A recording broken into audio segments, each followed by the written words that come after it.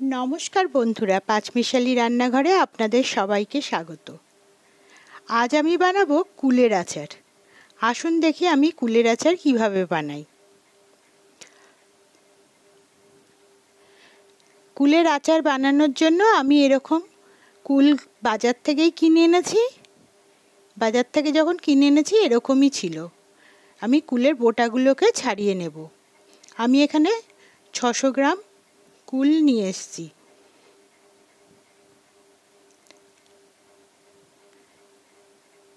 समस्त कुलेर बोटागुलोके आमी छाड़िये नेब। बोटागुलो छाड़िये नियेछि। एखन आमी कुलगुलोके भालो करे धुए नेब। धुए नियेछि। एबार एर मध्य दिये देब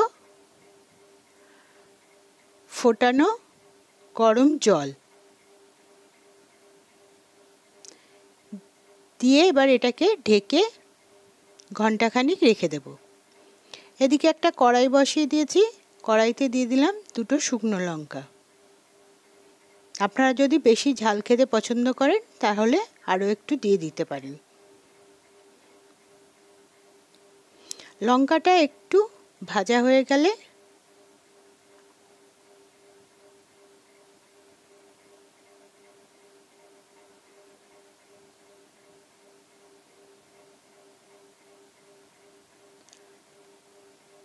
एर मध्य दिए दिलाम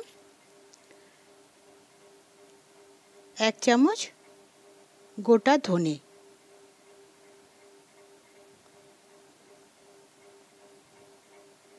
धनेटाके एकटु भेजे निये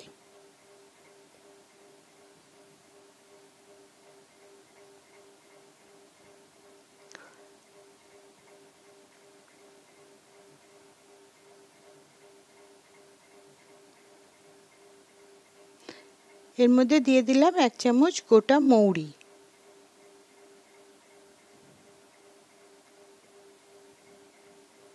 मौरीटा एकटु भेजे निये आबार दिए दिচ্ছি 1 चामच गोटा जिरे। एबार समस्त मशलागुलोके एकटु लाल लाल करे भेजे नेब।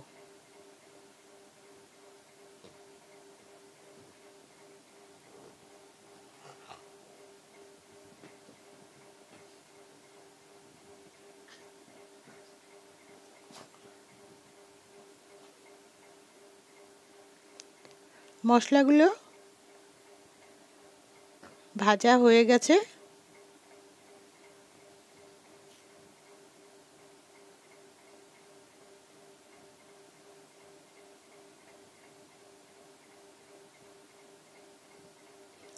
এবার আমি এগুলোকে নামিয়ে নেব।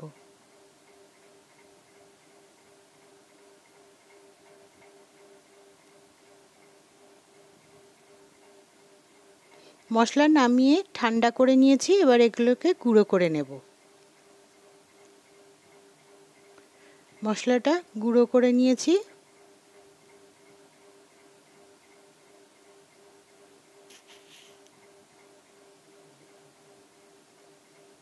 এদিকে 1 ঘন্টা হয়ে গেছে কুলগুলো ভিজিয়ে রেখেছি। দেখুন ফুলে কুলগুলো কত বড় বড় হয়ে গেছে। এবার এই জলটাকে আমি ফেলে দেব। জল ফেলে দিয়েছি। এখন কুলগুলোকে একটু ফাটিয়ে নেব।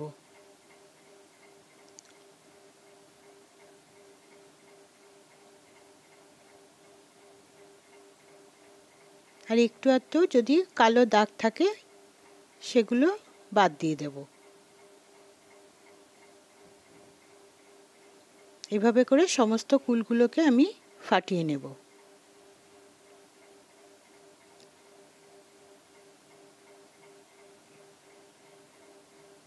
কুলগুলো ফাটিয়ে নিয়েছি।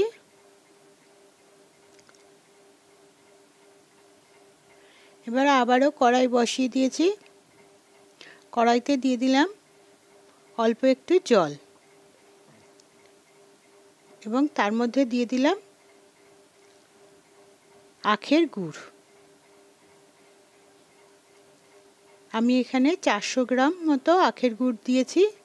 আপনারা চাইলে কম বেশি করে নিতে পারেন। এবার আখের গুড়টাকে গলতে দেব।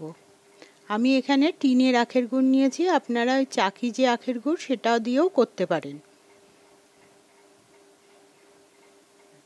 আখের গুড়টাকে একটু ছোট ছোট করে দিচ্ছি যাতে তাড়াতাড়ি গলে যায়।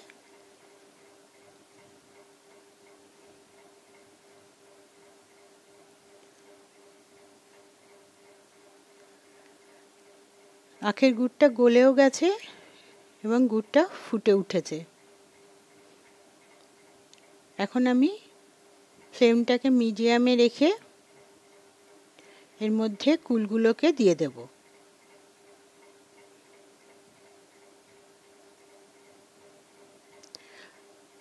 গুড়ের রসে কুলগুলোকে ফুটতে দেব।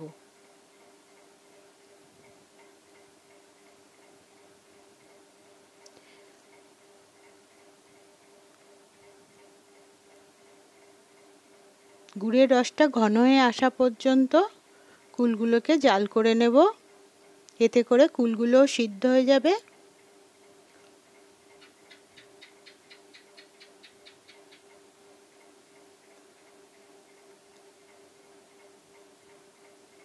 এখন আমি এর মধ্যে দিয়ে দিলাম পরিমাণ মতো লবণ।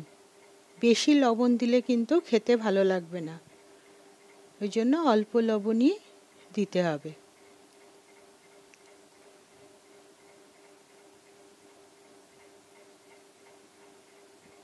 দিয়ে এবার এটাকে জাল হতে দেব।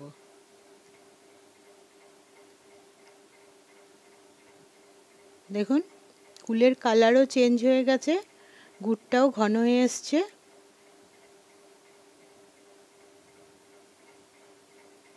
বেশি ঘন কিন্তু আর করব না, এরকম পাতলা থাকতে থাকতেই নামিয়ে নিতে হবে। এখন আমি এর মধ্যে দিয়ে দেব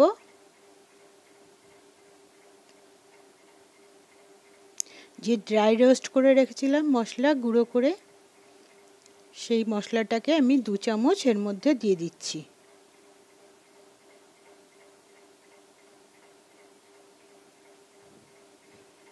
দিয়ে ভালো করে আচারের সাথে মিশিয়ে নেব। এই সময় আমি ফ্লেমটাকে লোতেই রেখেছি, কারণ আমি এর থেকে আর বেশি শুকাবো না। ঠান্ডা হলে আরও একটু ঘন হয়ে যাবে।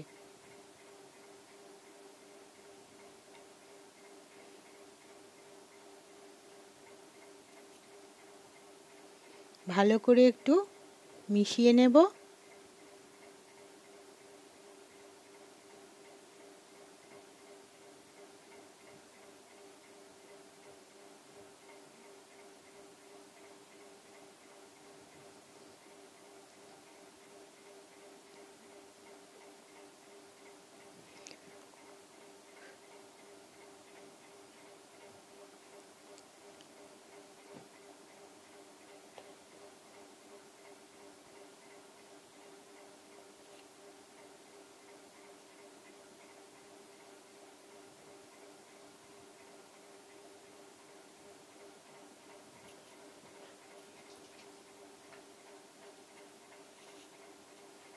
এখন আমি গ্যাসটাকে বন্ধ করে দিলাম, এবার ঠান্ডা করব।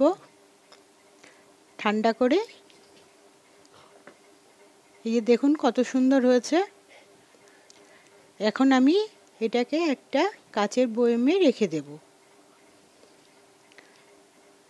আপনারাও এভাবে বানিয়ে আমাকে অবশ্যই কমেন্ট করে জানাবেন কেমন লাগলো।